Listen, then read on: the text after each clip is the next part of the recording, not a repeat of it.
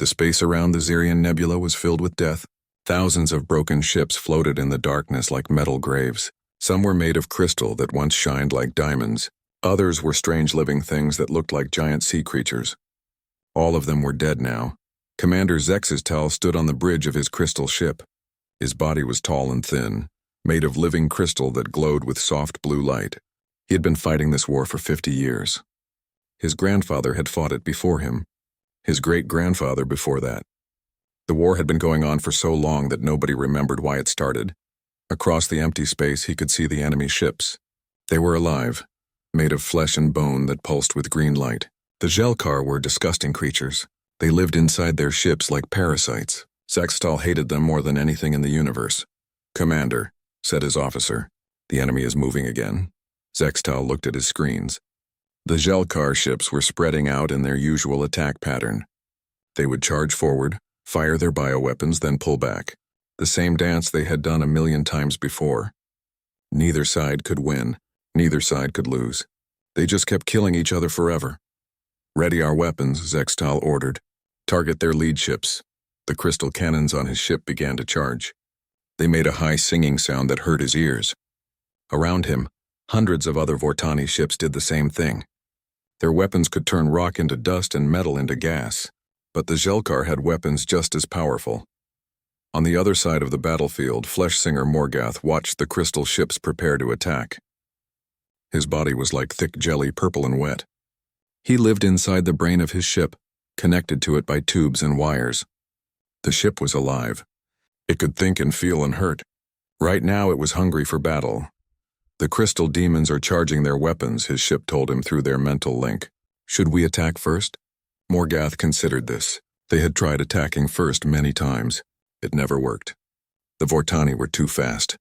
Their crystal armor was too strong, but the Jelkar bioweapons could eat through crystal if they hit the right spots. "Wait," he told his ship. "Let them come to us. Then we eat them."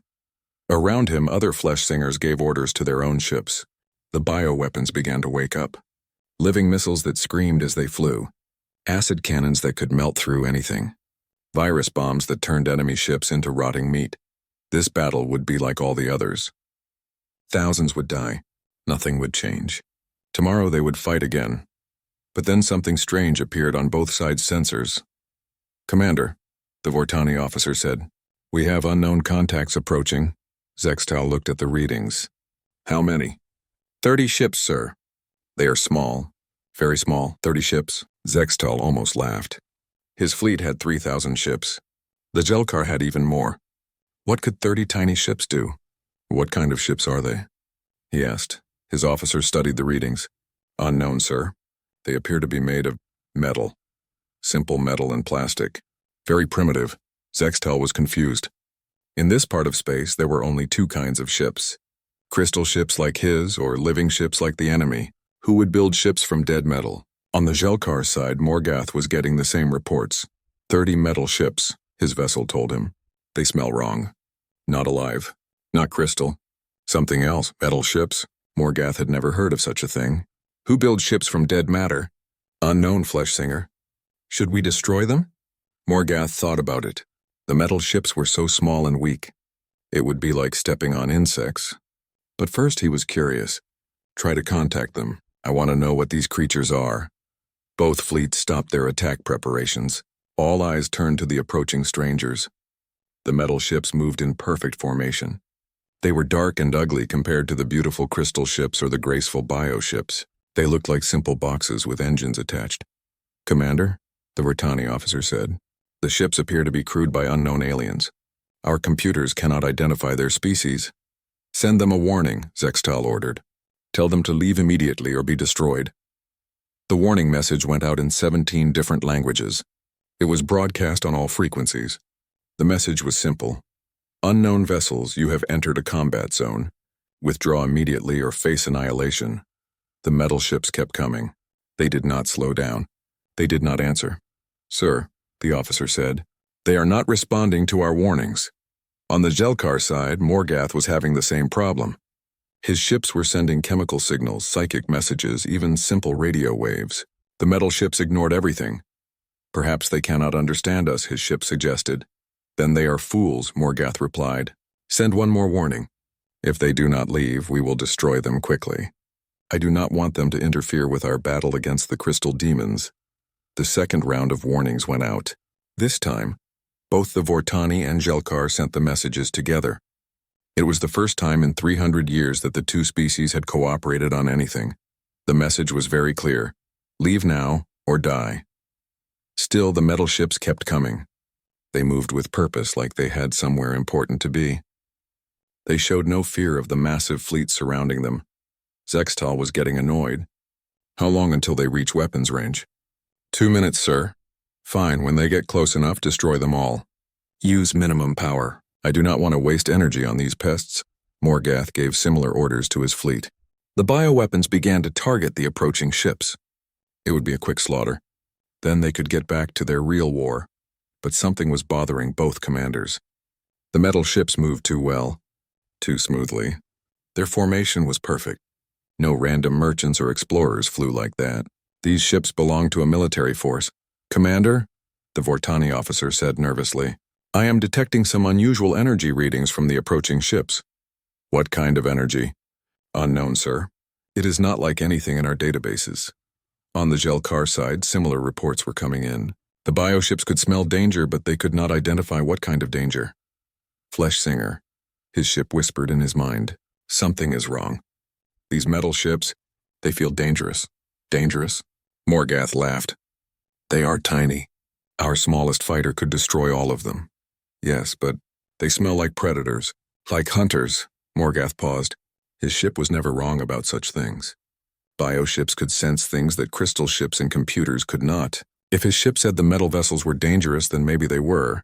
All ships, he commanded. Be ready for anything. These metal creatures might have tricks. The metal ships were now very close. Close enough that both fleets could see them clearly. They were ugly things, built for function rather than beauty. No artistic crystal patterns, no graceful organic curves, just hard angles and practical design. And they were still not talking. 30 seconds to weapons range, the Vortani officer reported. Zextal raised his hand, ready to give the order to fire. Around him, 3,000 crystal ships prepared to turn the metal vessels into vapor. On the other side, Morgath flexed his mental muscles. His bioweapons were hungry and ready to feed. Both commanders opened their mouths to give the order to attack. But before a single word could leave their lips, everything changed. Admiral Sarah Chen stood in the command center of the UES Indomitable. The ship was not beautiful like the alien vessels ahead of them. It was built from steel and ceramic, painted gray and black.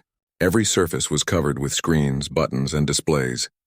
It looked like what it was, a weapon built by a species that had been fighting wars for thousands of years. Sarah was 53 years old. Her hair was silver and her face had lines from years of stress. She had fought in the Mars Rebellion, the Jupiter Campaign, and the Titan War. She had seen more death than any person should. But she had never seen anything like what waited ahead of them. Ma'am, said Lieutenant Rodriguez at the sensor station, we have full readings on both alien fleets. Sarah nodded. Show me. The main screen lit up with tactical data. 3,000 crystal ships on one side, 4,000 bioships on the other. Each ship was bigger than anything humanity had ever built. Their weapons could destroy entire cities. Their shields could stop nuclear missiles. Jesus, whispered Commander Park, her second in command. Look at the size of those things. Sarah had been looking at them for weeks. Ever since the first refugee ships had arrived in human space, she had been studying these aliens. The refugees told horrible stories. Entire planets burned. Billions of civilians killed. Children turned into weapons. Both sides were monsters. Ma'am, said Lieutenant Kim at the communication station. We're receiving warnings from both fleets. They want us to leave. Let them talk, Sarah said. Are our packages ready? Yes, ma'am, replied Major Torres from the tactical station. All virus packages are loaded and ready for transmission. EMP charges are armed. Boarding teams are suited up. Sarah looked around the bridge. Her crew was nervous but ready. They all knew what they were here to do. The Earth Defense Coalition had sent them with one mission: end this war. The aliens had been spilling refugees into human space for months. Some were wounded. Some were sick. All of them were terrified. The Coalition had tried diplomacy first. They sent messages to both alien governments. They offered to help negotiate peace. Both sides ignored them. The Vortani thought humans were too primitive to matter. The Jelkar thought humans were just another food source. That had been a mistake. "Ma'am," Rodriguez said, "both fleets are targeting us. They're charging weapons," Sarah smiled. It was not a nice smile. "Good, let them waste time talking. How long until we're in range?" 2 minutes, ma'am." Sarah activated the ship-wide communication system. Her voice went out to all 30 ships in the human fleet. "All vessels, this is Admiral Chen. You know the mission. You know what these aliens have done to innocent people. We're here to stop them. We do this fast and clean. No mercy for the military, protection for civilians. Questions?" No one spoke. Her crews were professionals. They had trained for this mission for months, ma'am, Kim said. "The aliens are sending a joint message. Both species together. What do they say?" "Leave now or die," Sarah laughed. "How nice. They're finally cooperating. Record a message for transmission after we begin the attack." Kim activated the recording system. Sarah looked directly into the camera. When she spoke, her voice was calm and cold. "This is Admiral Sarah Chen of the Earth Defense Coalition. You have both been bombing civilian targets, killing refugee ships, and committing war crimes across 17 star systems. This ends now. Surrender immediately, and you will be treated according to human military law. Continue fighting and you will be destroyed. You have been warned." She nodded to Kim, who saved the message but did not send it yet. "Ma'am," Torres said. "All ships report ready for cyber attack." Sarah looked at the alien fleets one more time. The refugees had told her about their weapons. Crystal cannons that could slice through planets. Bioweapons that ate through any material. Shields that could stop anything. But refugees had also told her something else. Both alien species were proud. They had been fighting the same war for 300 years. They used the same tactics, the same formations, the same strategies. They never changed because they never had to. Humans were different. Humans adapted. Humans learned. And humans had spent the last 6 months studying every piece of alien technology they could find. "Ma'am," Rodriguez said, 30 seconds to optimal range. "All ships," Sarah announced. "Begin cyber attack in 10 seconds, 9, 8, 7. On 30 human ships, cyber warfare specialists prepared to launch their viruses. The viruses had been built using alien computer parts taken from refugee ships. They were designed to attack the specific operating systems that both alien species used. 3, 2, 1, execute. Invisible signals shot out from the human fleet. They moved at the speed of light, carrying death in digital form.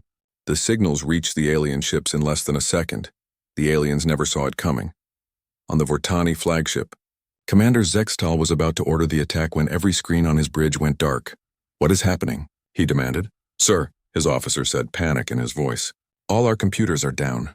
Navigation, weapons, communications, everything." "How's that possible?" "Unknown, sir. It appears to be some kind of virus attack, but our systems should be immune to any known cyber weapon." Across the battlefield, Flesh Singer Morgath was having the same problem. His bioship was screaming in pain as the virus ate through its nervous system. "The metal ships," his vessel gasped. "They did something to us. I cannot think. I cannot see." In less than 30 seconds, both alien fleets went from deadly fighting forces to helpless targets floating in space. 7,000 ships, each one powerful enough to destroy a moon, had been reduced to floating junk. "Ma'am," Torres reported with satisfaction. "Both fleets are dead in the water. No weapons, no shields, no communications." "Good," Sarah said. "Phase 2. All ships launch EMP charges. Target their engine rooms and power cores. I want them completely helpless. Small missiles shot out from the human ships. They were not designed to destroy. They were designed to shut down." Each missile carried an electromagnetic pulse generator that could fry any electronic system. The missiles flew between the alien ships like deadly insects. They found their targets with perfect accuracy. Engine rooms went dark. Power cores shut down. "Emergency systems failed, ma'am," Park said quietly. "They can't fight back. They can't even move." "That's the point," Sarah replied. "We're not here to have a fair fight. We're here to stop a war." On the alien ships, commanders were screaming orders that no one could hear. Their crews were running around in panic, trying to restart systems that would not respond. Some aliens were praying to their gods. Others were crying. None of them had ever seen anything like this before. In 300 years of war, neither side had ever been defeated so completely, so quickly. "Ma'am," Kim said. "Should I send you a recorded message now?" "Not yet," Sarah said. "First, I want to have a personal conversation with their commanders. Torres, prepare boarding teams for both flagships. Rodriguez, can you identify their command ships?" "Yes, ma'am." "The largest crystal ship appears to be their flagship.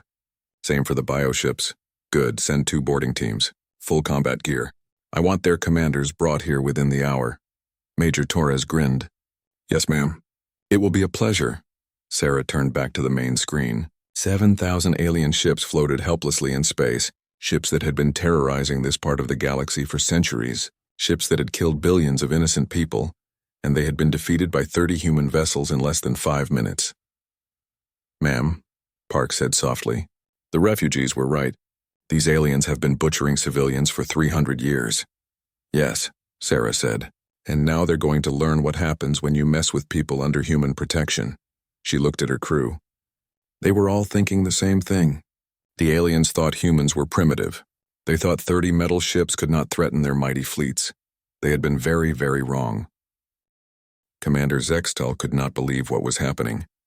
His mighty crystal dreadnought, the pride of the Vortani Empire, was floating dead in space. Nothing worked. Not the weapons, not the engines, not even the lights. His crew was using handheld glow sticks to see. "Sir," his officer whispered, "I'm detecting small craft approaching. They appear to be coming from the metal ships." Sextal tried to look out the window, but the main screen was black. Everything was black. "How many?" "Unknown, sir.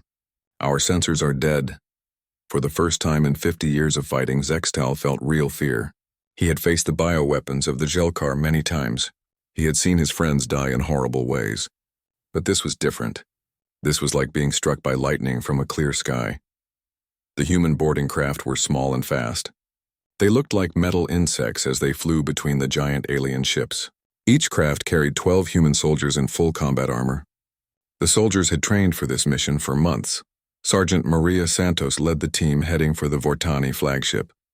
She had fought gang wars in the slums of Mexico City before joining the military. She was not impressed by fancy crystal ships.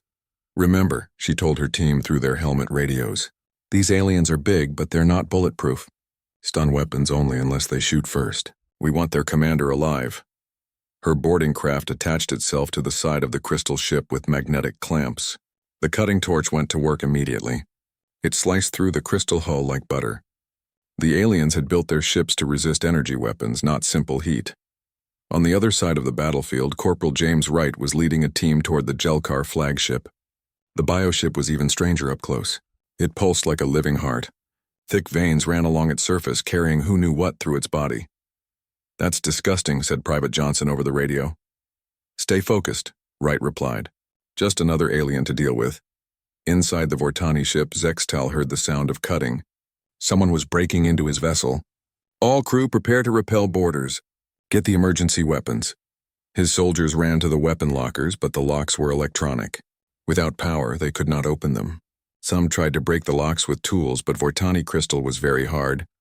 The humans finished cutting through the hull in less than 2 minutes. Sergeant Santos was the first one through the hole. Her armor made her look like a metal monster. Night vision showed her everything in the dark corridor.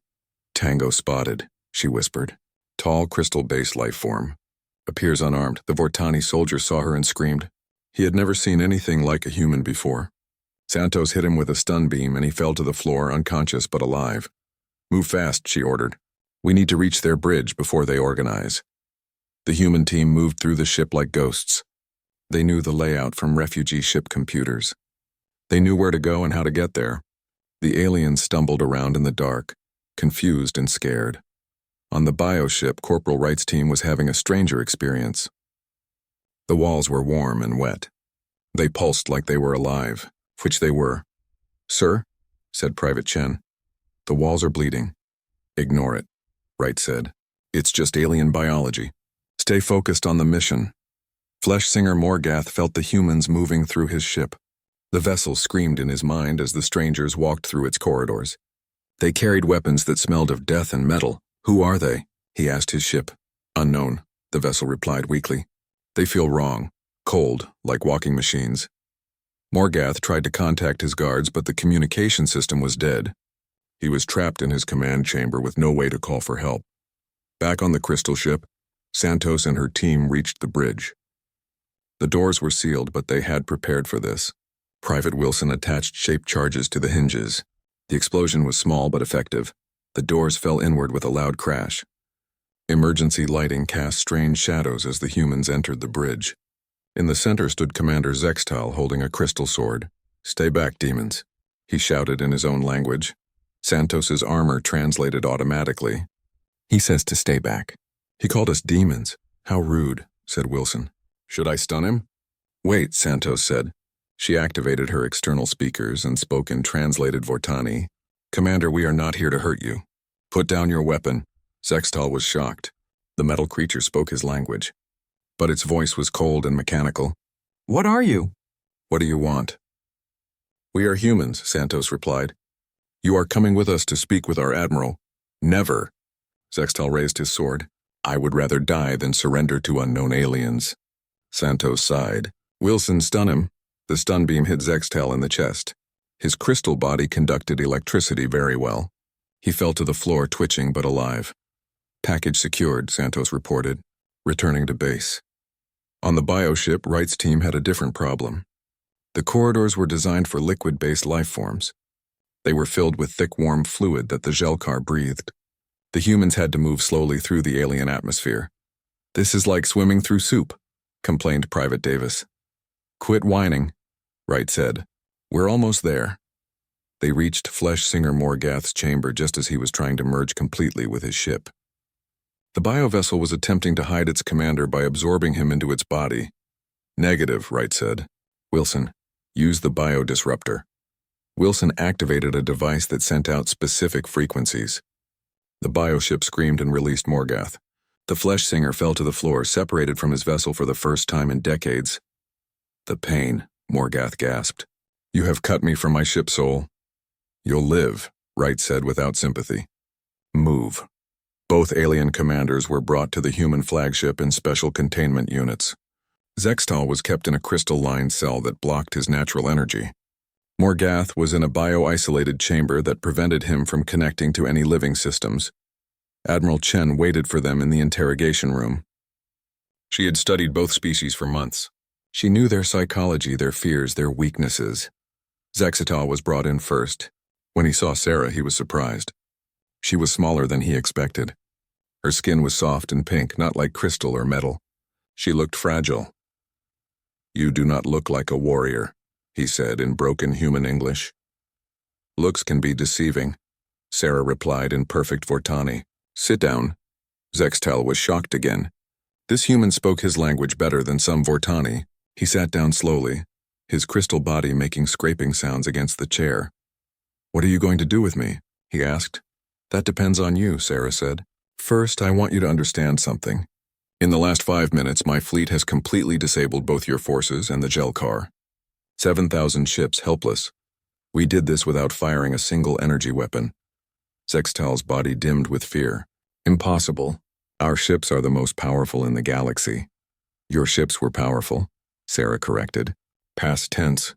Right now your crews are sitting in the dark, wondering if they're going to die. Some of them are probably praying. Others are crying."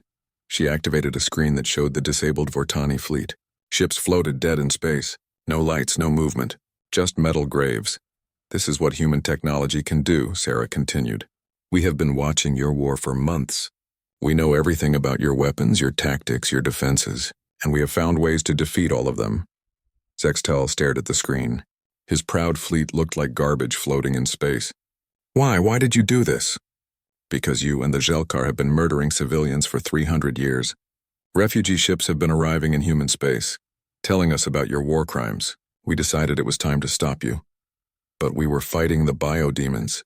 They started this war." "I don't care who started it," Sarah said coldly. "I'm ending it."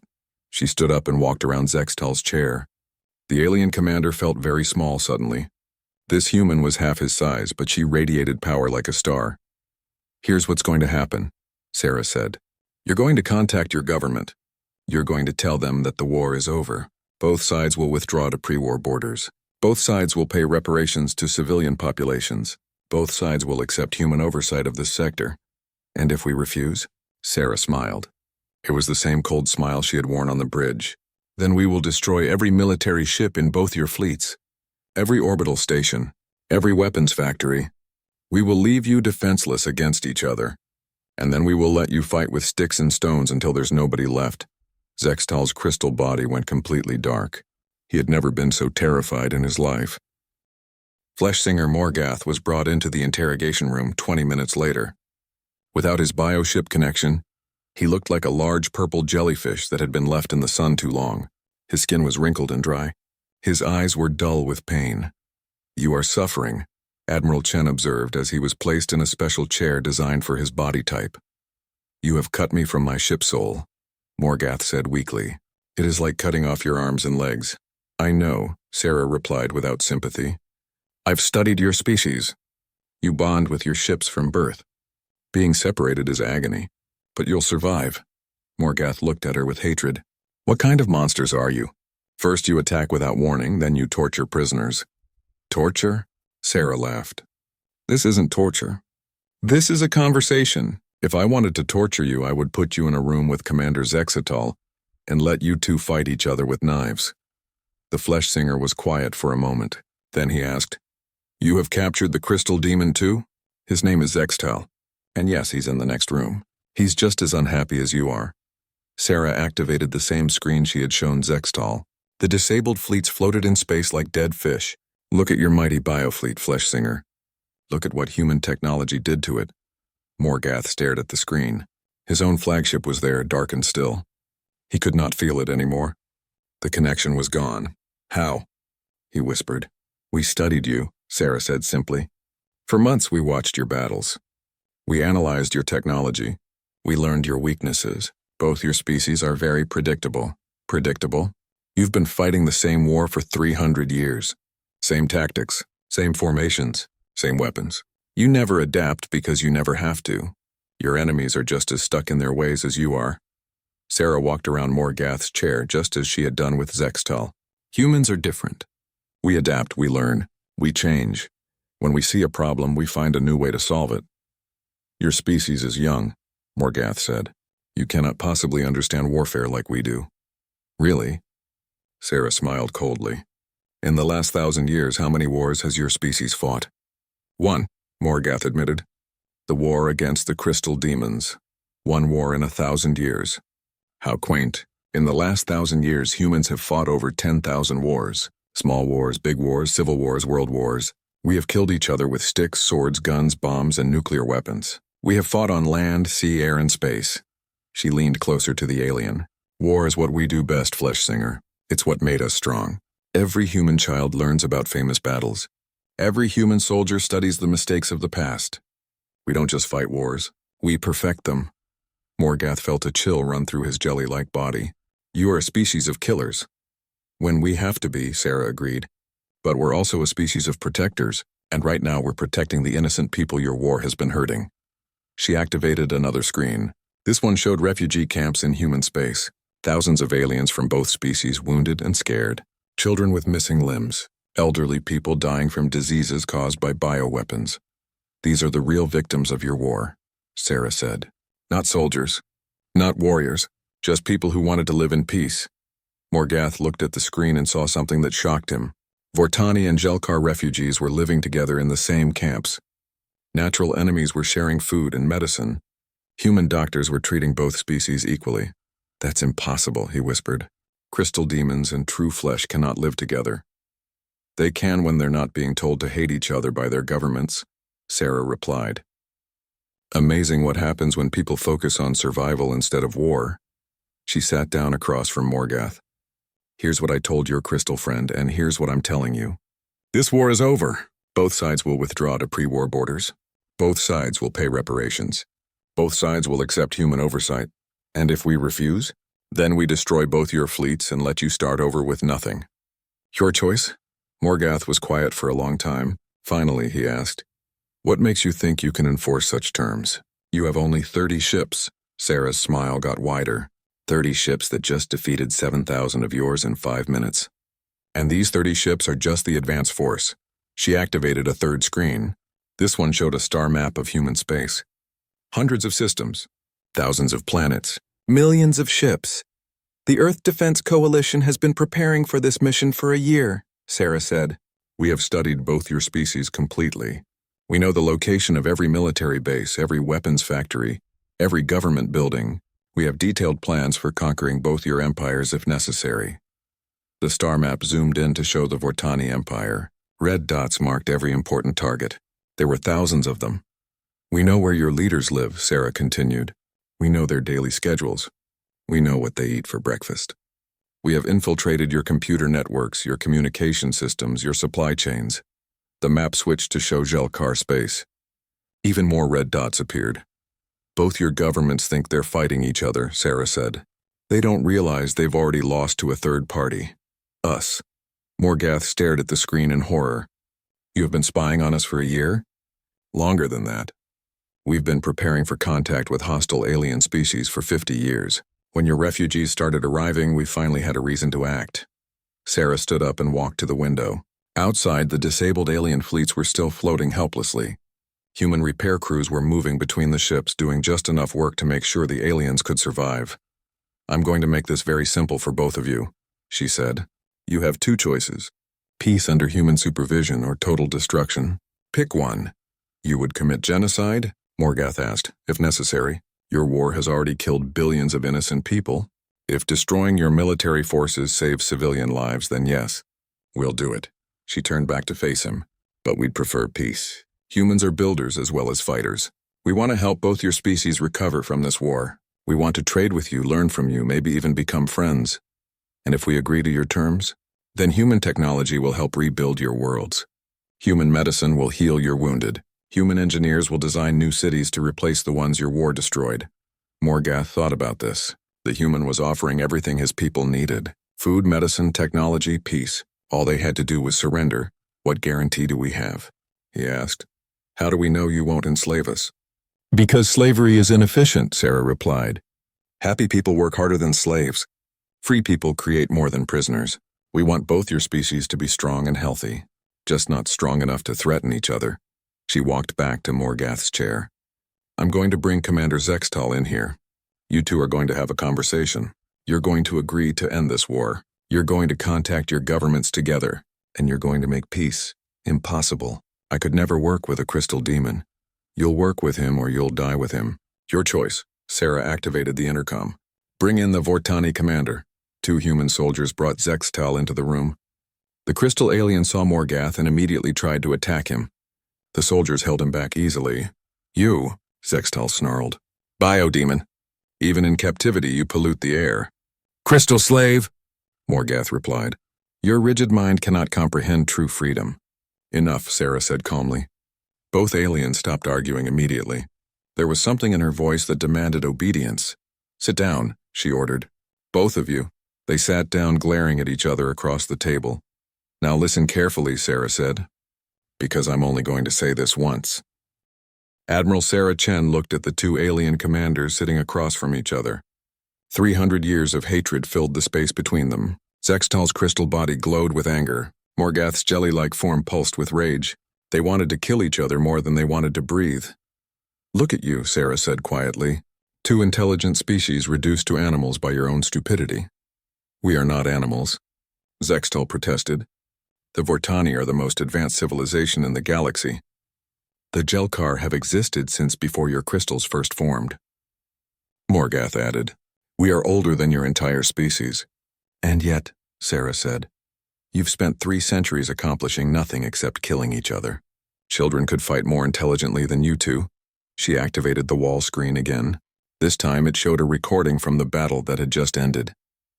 The aliens watched their mighty fleets being disabled in minutes. This is what real warfare looks like, Sarah explained. Fast, efficient, decisive. We didn't waste time with threats or posturing.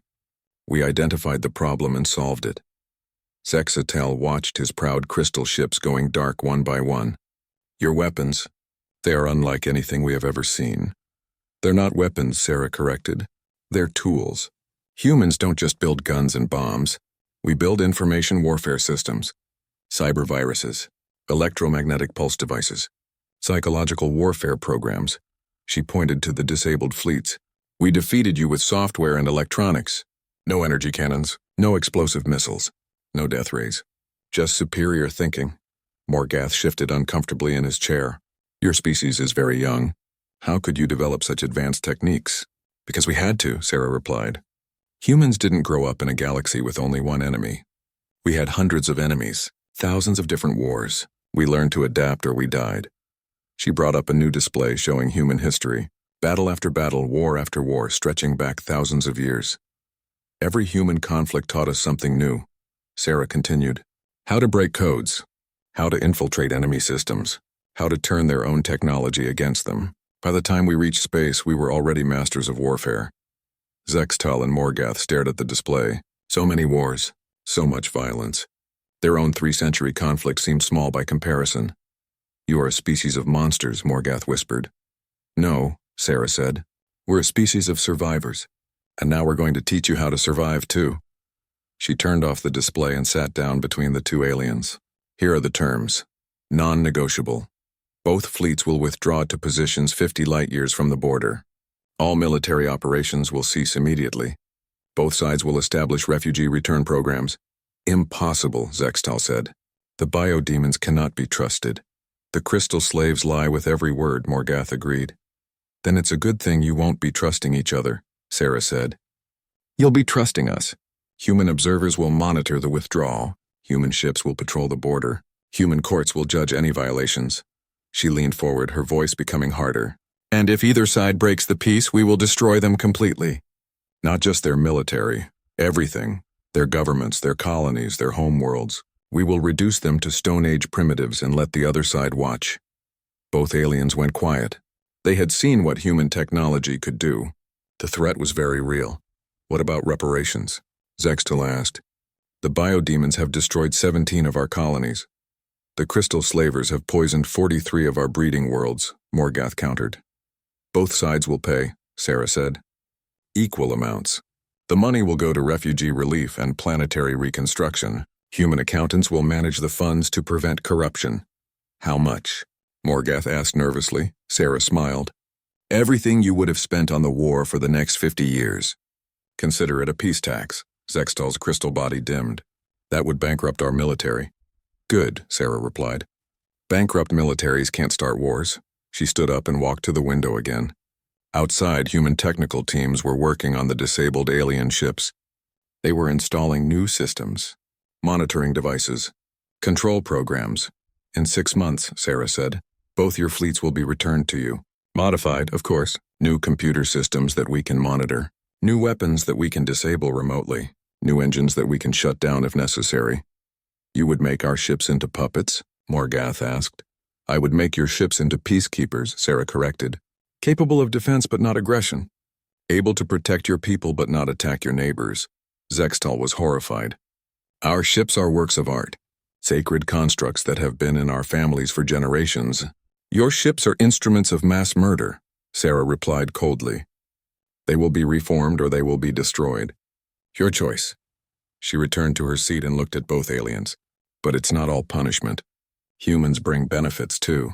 New technology, medical advances, trade opportunities, cultural exchange. The screen activated again, showing human cities. Clean, efficient, beautiful. Ships flying between planets loaded with goods. Hospitals treating diseases that had never been cured before. This is what peace looks like, Sarah said.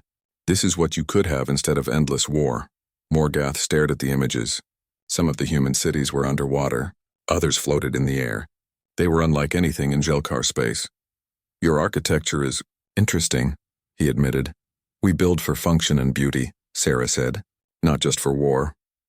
Zextal was looking at the human medical centers. Your doctors treat both organic and crystalline life forms. Our doctors treat anyone who needs help, Sarah replied. Human, alien, synthetic, it doesn't matter. Life is valuable. She leaned back in her chair. So, are you ready to contact your governments? Both aliens were quiet for a long time. Finally, Zextal spoke. If we agree to these terms, what happens to us? Will we be executed as failures? That's up to your people, Sarah said. But I'll put in a good word for you. You were smart enough to surrender instead of getting your crews killed. Morgath shifted nervously. The Flesh Council will not be pleased. This defeat will bring great shame. Better shame than extinction, Sarah pointed out. Besides, someone has to explain the new reality to your people. Who better than the commanders who witnessed it firsthand?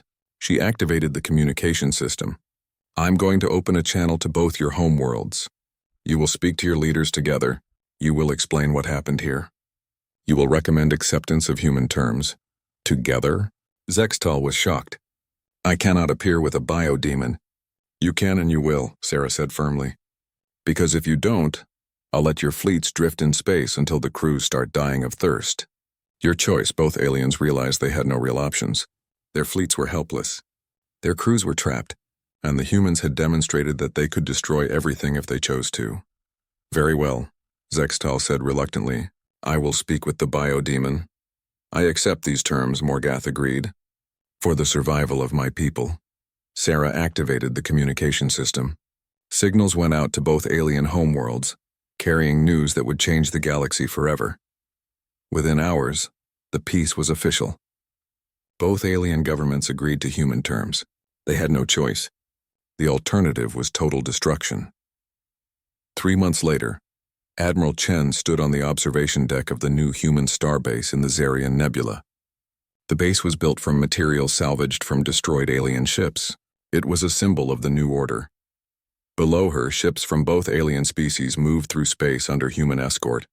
They were carrying supplies to refugee camps, helping to rebuild destroyed colonies. Former enemies were working together for the first time in centuries, ma'am, Commander Park said as he joined her at the window. The latest reports show no military incidents in over 60 days. Both sides are keeping to the agreements. Good, Sarah replied. How are the refugees? Returning home faster than expected. The joint relief effort is working well. Fortani crystal shapers are helping rebuild Gelkar biocities. Gelkar bioengineers are healing damaged Fortani crystal forests. Sarah nodded. It was what she had hoped for. When people focused on helping instead of hurting, amazing things became possible. Any word from Earth? She asked. The Coalition is pleased. They're sending more ships to establish human presence in nearby systems. We're officially the peacekeepers for this entire sector. Sarah smiled. It was a good assignment. Challenging but rewarding. And it sent a clear message to the galaxy. Humans were not to be underestimated. In the distance, a mixed convoy of human Vortani and Gelkar ships headed toward the outer colonies. Former enemies now traveled together under human protection. The war was over.